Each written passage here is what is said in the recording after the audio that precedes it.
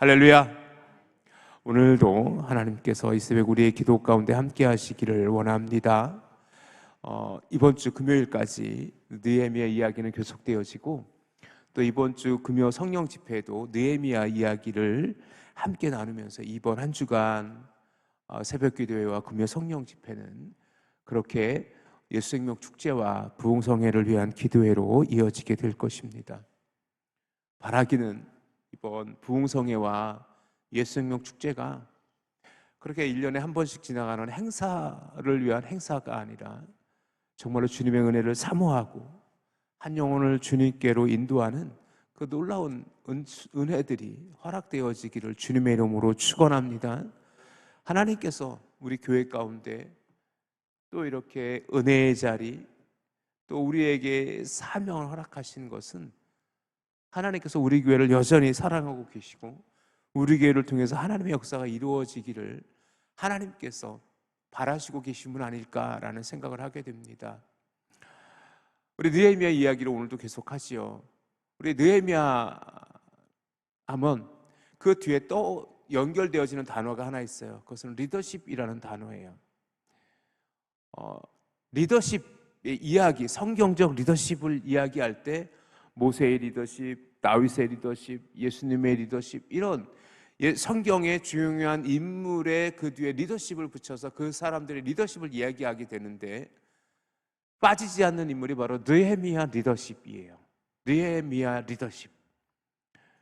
특별히 우리가 계속해서 지금 말씀을 보고 있지만 헌신되어졌고 정말로 큰 어려움 중에 아직도 140년간 회파되어져 있던, 무너져 있던 성벽을 어저께 우리가 말씀을 나눈 것듯이 52일 만에 세워갈 수 있었다라는 것은 하나님의 은혜였고 하나님께서 역사하신 것이지만, 하나님께서 그를 사용했다라는 것, 그 느헤미야를 사용하시고 그 느헤미야를 통해서 그 역사를 이루신 것은 그 느헤미야가 함께하고 조롱과 협박과 온갖 어려움 속에서 산발락과 도비아와 게셈과 그의 여러 그 당시 유대 귀족들의 반발에도 불구하고 그 모든 역경을 이겨내고 하나님의 성전을 하나님의 도성 예루살렘의 성벽을 재건했다라는 것은 어마어마한 역사였었어요.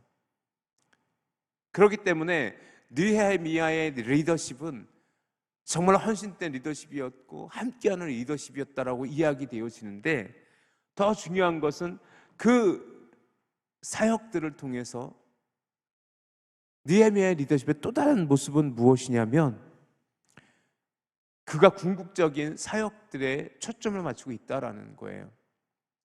느헤미야 이야기는 만약에 느헤미야의 이야기가 단순히 성벽을 재건하는 것에서 모든 초점이 맞춰졌다면 어제 이야기로 끝이 나도 돼요.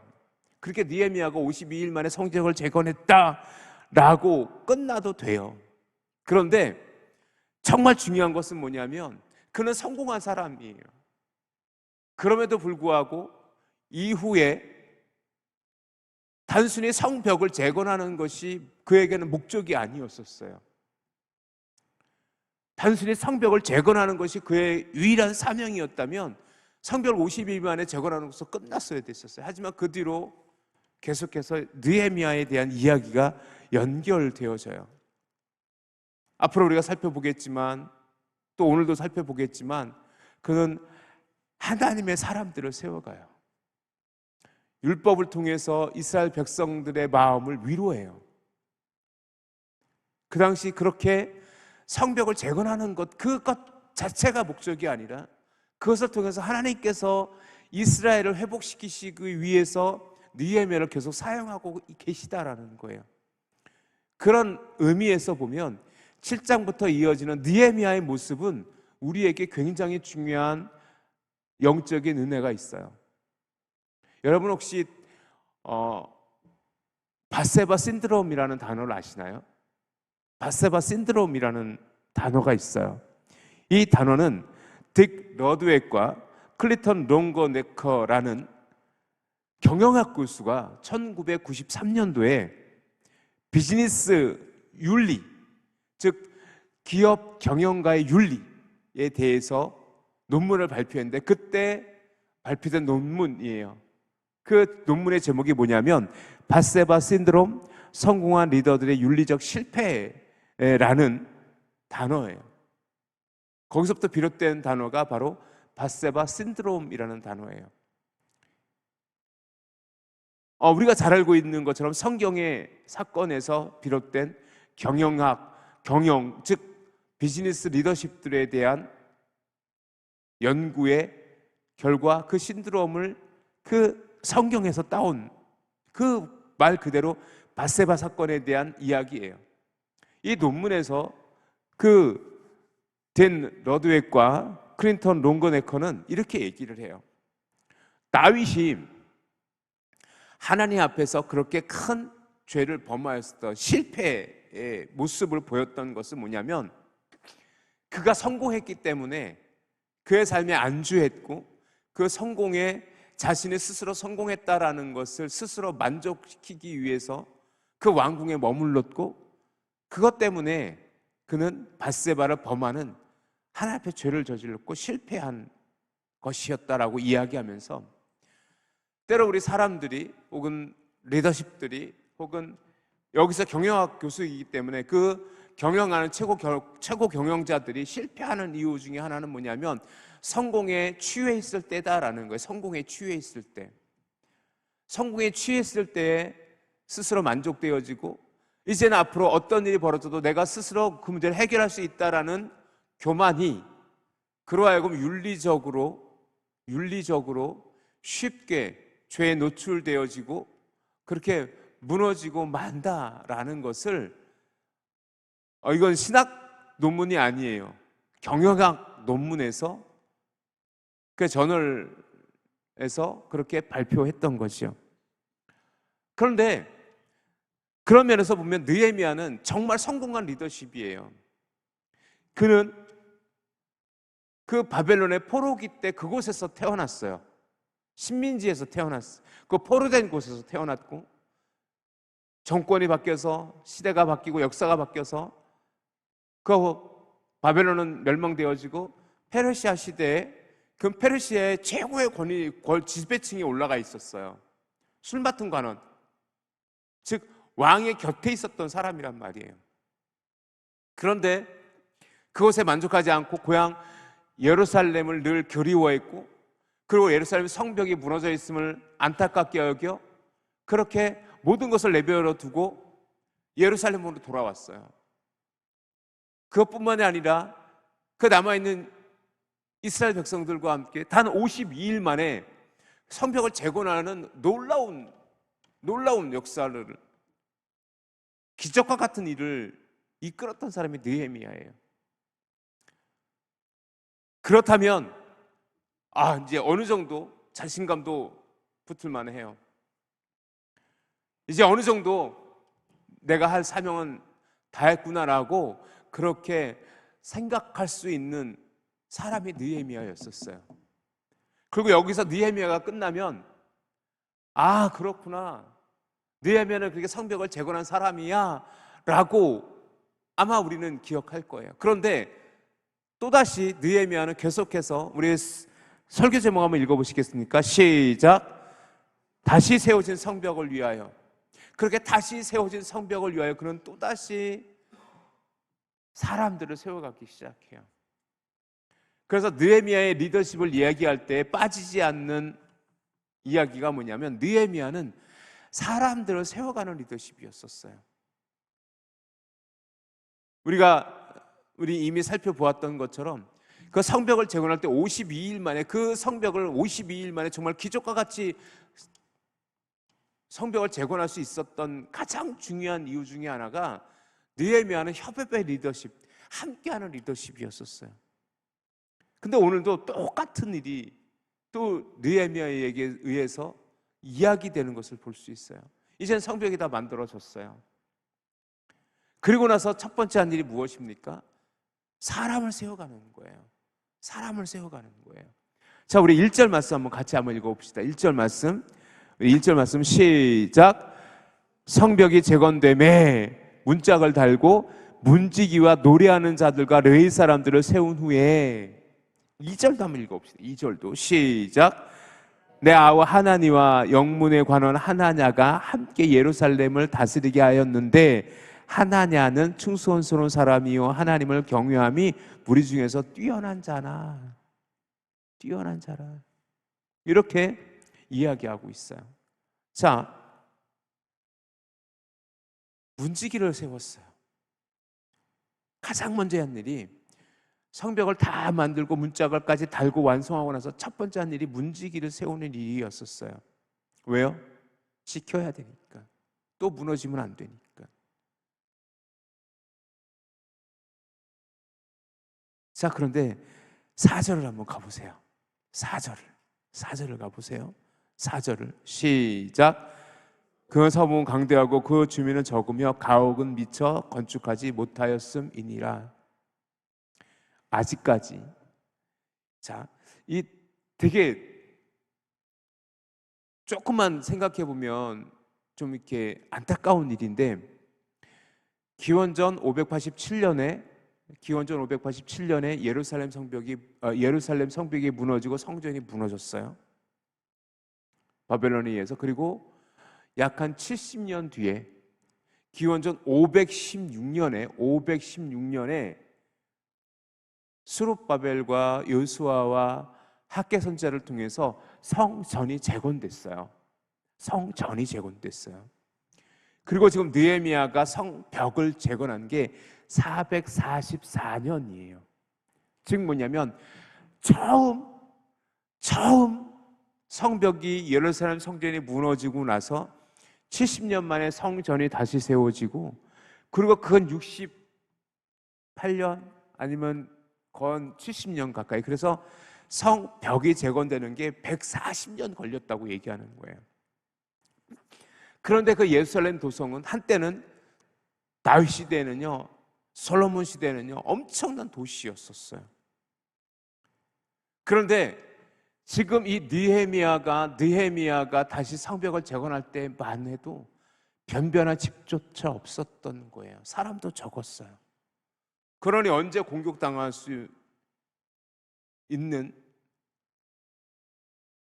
솔직히 우리가 이미 봤듯이 호론 사람 산발랏이라든지 종이었던 암몬 사람 도비아라든지 아라비아의 게셈이라든지 그런 사람들이 계속해서 느헤미야를 방해했던 이유는 뭐예요? 예루살렘 성벽이 재건되면 또다시 그 과거의 예루살렘의 영광으로 하나님의 도성으로 세워질 것을 그들은 적대자들은 두려워했었던 것이요. 그래서 끊임없이 방해했던 거예요. 그런데 안타까운 것은 뭐냐면 여전히 성벽은 재건되어졌을 때 성벽 안에 변변한 집조차 없었다라고 기록되어져 있는 것처럼 여전히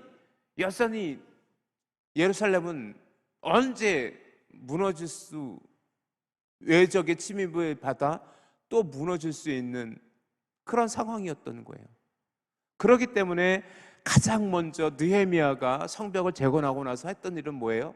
그를 지키는 사람들을 세워가는 것이요. 그 성벽을 지켜가는 사람들을 세워가는 거예요. 그들의 문지기였었어요. 그런데 여러분 3절을 한번 보시겠습니까? 어떻게 세워갔는지. 문지기를 세우되 문지기와 그 문을 지키는 사람들에 대한 요구사항, 즉 그들이 해야 될 일이었었어요. 3절 천천히 한번 읽어봅시다. 시작. 내가 그들에게 이르기를 해가 높이 뜨기 전에는 예루살렘 성문을 열지 말고 아직 파수할 때에 곧 문을 닫고 빗장을 지르며 또 예루살렘 주민이 각각 자기가 지키는 곳에서 파수하되 자기 집 맞은편을 지키게 하라 하였노니, 즉 뭐냐면 성문의 빗장을 굳게 닫고 해 뜨기 전에, 해 지기 전에 닫고 해 뜨기 전에는 그 빗장을 열지 말라는 거예요. 언제 적들이 쳐들어오는지 알 수 없으니까. 그리고 더 중요한 건 뭐냐면 그 지키는 자들로 자기 집 근처를 지키게 하라. 자기가 있는 곳을 지키게 하라. 자기가 있는 곳에서 그 성벽을 보호할 수 있는, 즉 그들이 맡겨진, 그들에게 요구되어지는 사명을 감당할 수 있도록 해라. 그것을 얘기하고 있는 거예요. 우리는 여기서 영적인 모습으로 이 본문을 이해하면 이렇게 이해할 수 있어요. 우리가 은혜는 받아요. 은혜는 받고 우리가 성령 충만해져요. 그런데 중요한 건 뭐냐면 여러분도 아마 그걸 다 경험했을 거예요. 조금만 교만해지면 하나님께서는 결코 그것을 용납하지 않으세요. 그리고 사탄마귀 악한 영은요, 우리가 조금만 영적으로 교만해지면 반드시 그 교만의 틈을 타서 우리를 무너뜨리려고 해요. 그래서 은혜 받을 때가 우리는 더 조심할 때고 우리의 믿음을 잘 지켜갈 때예요. 저는 이번 부흥성회가 또 이번 예수명 축제를 통해서 우리 안에 영적 문지기를 세우고 우리가 감당해야 될 사명을 감당하는 시간이 되어질 수 있기를 주님의 이름으로 축원합니다. 그것이 바로 우리의 영적인 문지기를 세워가는 일일 수도 있어요. 느헤미야가 그렇게 성벽을 재건하고 그 성벽을 지켜가기 위해서 가장 먼저 했던 일이 문지기를 세워가는 일이었고, 문지기들에게 해가 뜨기 전에는 성문을 열지 말아라. 너희가 있는 곳을 지켜라. 너희가 집 맞은편을 지켜. 너희가 있는 곳에서 하나님의 성벽을 지켜가라 라고 이야기했는지도 몰라요. 실제적으로 예루살렘의 사람들이 거주하는 인구가 되게 없어요. 그렇지만 그들에게 또다시 사명을 주어지고 있는 것은 여전히 그들이 그것을 지켜가야 되기 때문에 그래요. 또한 문지기를 세우고 나서 두 번째 세운 사람들이 누구예요? 레위 사람, 노래하는 자들과 레위 사람이에요. 노래하는 사람들, 원래 이 노래하는 사람들은 찬양대인데 주로 레위인들이 찬양대를 섰어요. 즉 뭐냐면 노래하는 사람들과 레위인을 세웠다라는 건 그것은 결국 어떤 의미를 갖고 있을까? 왜 하필 노래하는 사람들과 레위 사람들을 세웠을 것 같아요? 성벽을 세운 이유가 뭐예요? 성벽을 세운 이유는 그 안에, 성벽 안에 뭐가 있어요? 예루살렘 성전이 있어요. 예루살렘 성전이 있고 이 하나님의 도성인 예루살렘이 있기 때문에 그래요.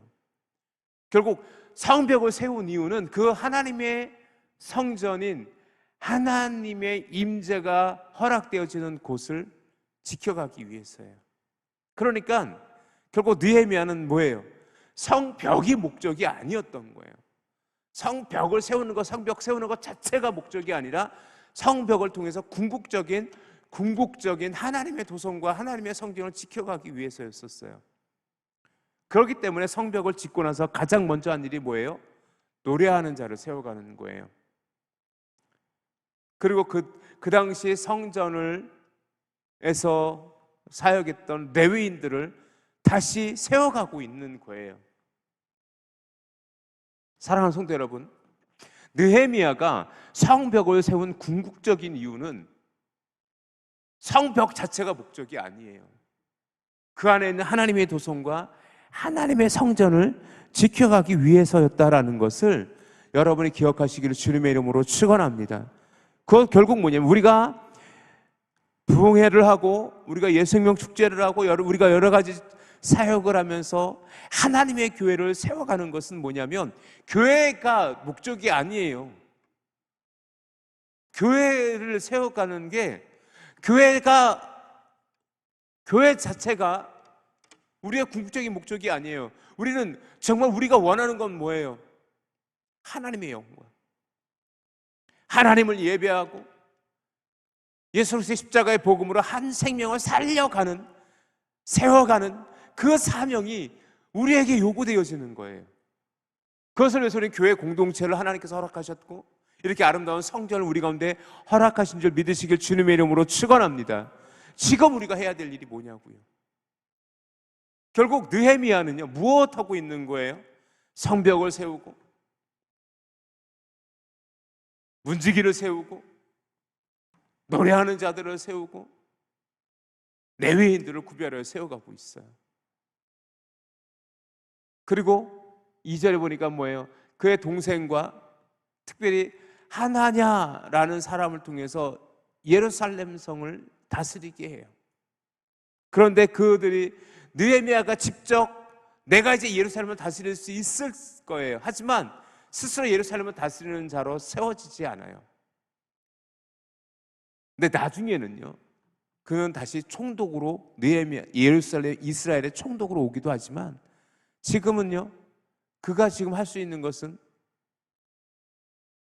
다시 예루살렘이 무너지지 않도록 리더십을 세워가는 거예요. 그가 하나니고 하나냐예요. 하나니는 동생이고 하나냐는 또 다른 리더십인데, 되려 자기 동생 하나니를 세워가 부각시키지 않고 하나냐에 대해서 이렇게 얘기해요. 하나냐가 함께 예루살렘을 다스리게 하였는데, 하나니는 자기 동생을 세워가는 게 아니라 되려 하나냐, 이름이 좀 비슷하죠. 하나냐를 이렇게 설명해요. 하나냐는 충성스러운 사람이고 하나님을 경외하는 자, 우리 중에 뛰어난 자야 라고 말이죠. 분명히 자기 동생 하나니도 그 리더십 중에 있지만 되려 그가 더 부각시키고 더 세워가는 인물은 하나냐였었어요. 그리고 그가 중요하게 그 예루살렘을 다스리는 자로 세워가는 중요한 덕목으로 충성되고 하나님을 경외하는 자였기 때문에 하나냐를 세워갔다라고 얘기를 해요. 그럴 뿐만이 아니라 우리가 다 읽지는 않았지만 이 7장 대부분은 뭐냐면 사람 이름으로 가득 차 있어요. 바벨론에서 돌아온 사람들의 명단, 즉 그들이 지금 바로 성전 문지기가 되어지고 노래하는 자들이고 그들이 바로 레위인들이었어요. 그런데 그들은 그렇게 많이 없어요. 자, 여러분이 좀 주목해서 볼 본문이 하나 있는데 느헤미야 7장 43절, 44절, 45절을 잠깐 보세요. 잠깐만 봐주세요. 느헤미야 7장 43절, 44절, 45절 말씀이에요. 우리 3절인데 우리 천천히 같이 한번 읽어볼까요? 시작. 레위 사람들은 호드야 자손 곧 예수아와 간미엘 자손이 74명이요 노래하는 자들은 아삽 자손이 148명이요 문지기들은 살룸 자손과 아델 자손과 달문 자손과 아굽 자손과 하디다 자손과 소베 자손이 모두 138명이었더라. 자, 이것을 왜 제가 주목해서 봤냐면 7장 1절을 다시 한번 와보세요. 성벽을 다 건축하고 나서 문지기를 따로 세웠어요. 노래하는 자들을 세웠어요. 레위인을 세웠어요. 그런데 43절, 44절, 45절에 갔더니 레위인은 74명이었고 노래하는 자는 148명이었고 문지기들은 138명이에요. 많아요, 적어요? 이 문지기, 레위 사람, 노래하는 자들이 다 합치면 360명 정도 돼요. 많은 숫자예요? 적은 숫자예요?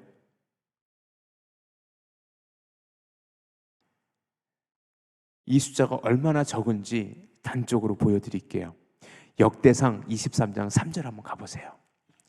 역대상 23장 3절. 역대상 23장 3절 한번 가보세요. 역대상 23장 3절을 한번 가보세요.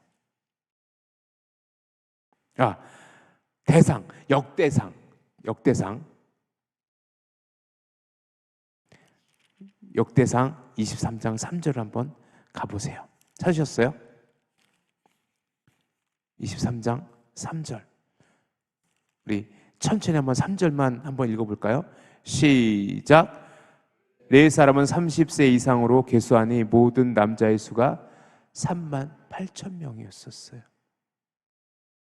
다윗 시대 때, 그러니까 하나님의 은혜로 이스라엘 역사에서 가장 흥왕했을 때가 다윗 시대인데 다윗 시대에 레위 사람만 계수된 자가 38,000명이었어요.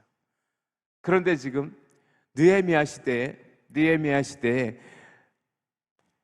어쩔 수 없었어요. 정말 막 성벽도 이제 막 재건됐었던 그때 레위인의 숫자는요, 기껏해야 74명이었었어요.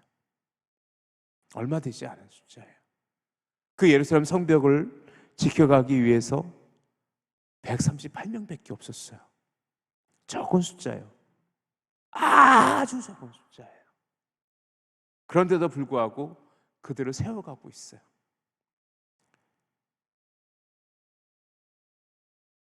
사랑하는 성도 여러분, 하지만 느헤미야는 여전히 최선을 다하고 있어요. 우리 교회 결코 큰 교회 아니에요.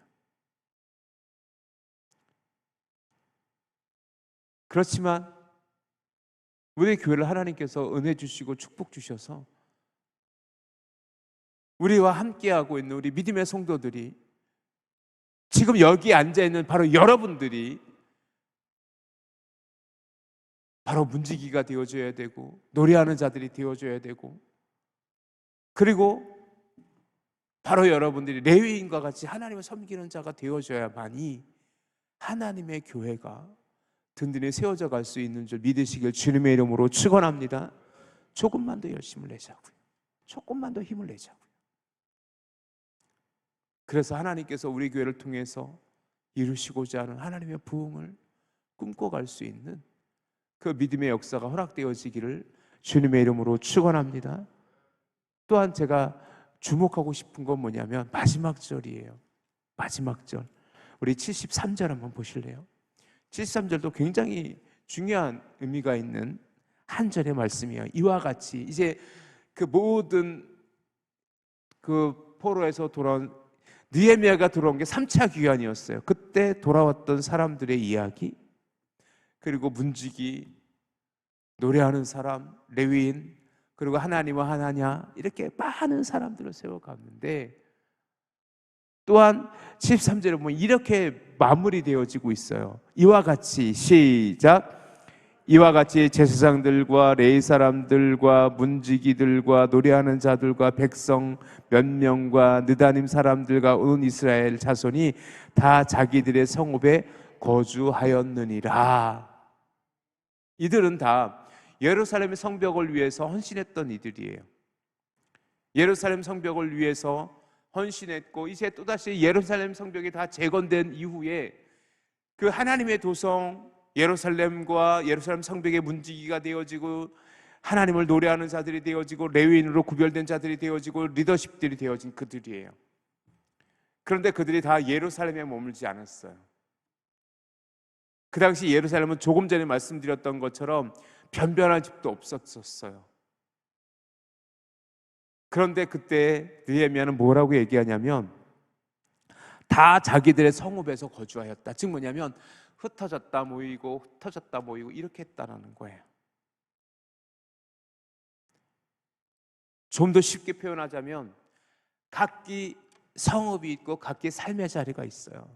거기서 열심히 살아가면서, 또한 그들의 삶을 살아가면서 예루살렘 성벽을 세워가고, 문지기가 되어지고, 노래하는 자들이 되어지고, 레위의 구별된 레위인들이 그렇게 사명을 감당했다라는 겁니다. 사랑하는 성도 여러분, 이것을 이끌어갔던 사람이 느헤미야였고, 그 느헤미야는 그렇게 성벽이 재건된 이후에도 다시 재건된 성벽이 든든히 세워지고, 그 안에서 온전히 하나님이 예배되어지고 하나님의 성전이 온전히 세워져 가기 위해서 성벽의 파수꾼 문지기들을 세워가고, 성전을 섬기는 레위인들을 세워가고, 하나님을 예배하기 위해 하나님을 찬양하는 노래하는 자들 찬양대로 세워갔던 거예요. 그런데 그 모든 사람들은 각기 성읍이 있어요. 예루살렘만 모여 있지 않았어요. 그들은 각기 성읍에 어떠 살면서 그 모든 사명을 감당했던 거예요. 사랑하는 성도 여러분, 오늘 우리의 모습과 같지 않습니까? 여러분의 각자의 삶의 자리가 있어요. 각자 삶의 자리에서 하나님의 부르심의 사명을 감당하며, 교회에서 모여 예배하고 흩어져서 하나님의 복음을 전하고, 함께 모여 하나님의 사명을 감당하고 또 각자의 삶에서 주어진 삶의 일상을 살아가고, 그 모든 일들을 하나님께서 느헤미야를 통해서 성벽을 재건함으로 그렇게 그들의 일상에서 하나님 온전히 섬겨갈 수 있도록 그렇게 허락했던 것이요. 사랑하는 성도 여러분, 저는 오늘 이 새벽에 저와 여러분이 그런 믿음의 고백과 헌신이 있어지길 원해요. 우리 중에 문지기가 있어야 되고, 때로 우리 중에 노래하는 자들이 있어야 되고, 우리 중에 하나님의 구별된 레위인과 같이 하나님께 헌신된 자들이 나와야 되고요. 그 모든 이들은 누구예요? 바로 각자의 삶을 살아가는 이들이에요. 바로 저와 여러분과 같이 그렇게 우리에게 허락되어진 사명을 감당하고 하나님께 은혜를 구할 때, 이번 부흥성회의 기간은 함께 모여 하나님의 말씀을 듣는 시간이 되어줘야 되고요. 특별 전도 주간에는 흩어져 하나님의 복음을 전하는 시간이 되어줘야 되고요. 예수님의 축제에는 그 모든 한 영혼을 위해서 우리가 헌신하는 시간이 되어줘야 되는 거예요. 그렇게 우리가 하나님의 교회를 세워가고 하나님의 사명을 감당하며 하나님의 은혜를 누려가는 저와 여러분 되어질 수 있기를 주님의 이름으로 축원합니다. 부르신 곳에서라는 찬양이 있지요.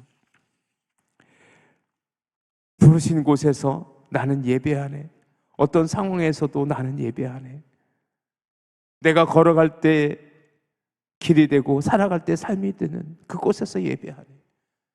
바로 오늘 느헤미야 7장 마지막 73절의 말씀처럼 각기 성읍에 돌아가서 그들의 삶을 살았다. 그리고 그들은 그 각자의 삶에서 문지기가 되어지고 노래하는 자들이 되어지고 레위 사람의 사명을 감당했던 것처럼 오늘 우리와 똑같아요. 오늘 우리에게 부르신 곳에서 하나님을 예배하고 우리 걸어가는 곳에 예수 그리스도께서 우리의 길이 되어지고 내가 길이요 진리요 생명이니라고 말씀하셨듯이 오늘 그분과 함께 여러분의 일상의 삶을 살아가며 모여서는 예배하고 흩어지면 전도하고 그렇게 하나님의 사명을 감당하는 우리 전입교회 믿음의 성도들이 되어질 수 있기를 주님의 이름으로 축원합니다.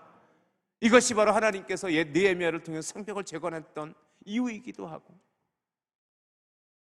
그 재건된 성벽을 위해서 문지기를 세우고 노래하는 자들을 세우고 레위인을 세웠던 이유이기도 합니다. 우리 교회는 92년 1년의 역사를 가지고 있지요. 지난 주일에도 우리 교회가 어떻게 세워졌는지 장로님들과 함께 다시 그 역사를 되뇌이며 또 함께 논의하기도 했었어요. 사랑하는 성도 여러분, 우리 교회의 사명을 잊어버려서는 안 돼요. 하나님께서 왜 우리 교회를 세웠는지, 우리 교회를 세우는 것이 목적이 아니에요. 우리 교회를 통해서 어떤 하나님의 사명이 감당되어지길 원하는지 그것을 깨닫고 그것에 헌신하는 저와 여러분이 되어져야 돼요. 그것이 바로 부르신 곳이고 그것이 바로 하나님이 우리 교회를 세우신 이유이기도 했던 겁니다. 오늘 그렇게 믿음의 기도가 허락되어지고 그렇게 또다시 하나님께 헌신되어진 저와 여러분이 되어질 수 있기를 주님의 이름으로 축원합니다.